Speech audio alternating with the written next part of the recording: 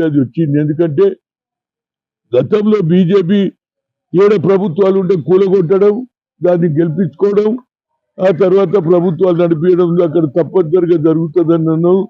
మా India alliance తోడు అక్కడ గెలవడం శుభసూచకం. కానీ అది అట్ ది సేమ్ టైం మహారాష్ట్రలో మొన్న జరిగినటువంటి పార్లమెంట్ ఎన్నికల్లో 48 సీట్లు ఉన్న పార్లమెంట్ లో 31 సీట్లు, మోర్ దాన్ 60% తోటి మేము గెలవడం జరిగింది.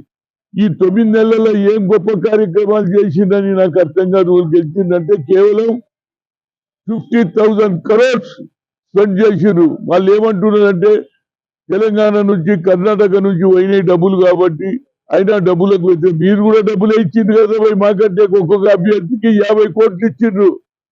30 కోట్లు వానికి మిగతా నిలబడ్డట్టు ఎవరైతే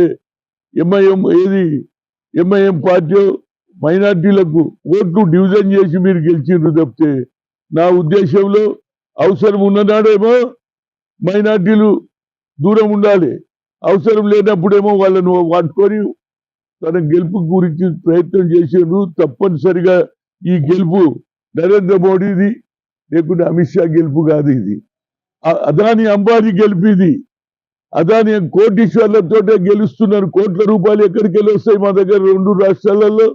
మీరు ఒక్కొక్క అభ్యర్థికి 50 కోట్లు ఇచ్చారు కాబట్టి అదే సంజయ్ రౌత్ కూడా అదే మాట చెప్పాడు. కోట్ల రూపాయలు మీకు ఎందుకంటే అన్ని రాష్ట్రాలలో ఎక్కువ రాష్ట్రాలు మీ ప్రభుత్వమే ఉన్నది, కేంద్రంలో మీ ప్రభుత్వం ఉన్నది, దాని వెనకాల అదాని ఉన్నాడు. అనిల్ దానివల్ల గెలిచిరు. ఇది మీకు గెలిపే కాదు. తప్పనిసరిగా ప్రియాంక ఏదైతే వయనాడులో కేరళలో 3 లక్షల మెజారిటీతో గెలవడం అంటే అది మామూలు మాట కాదు.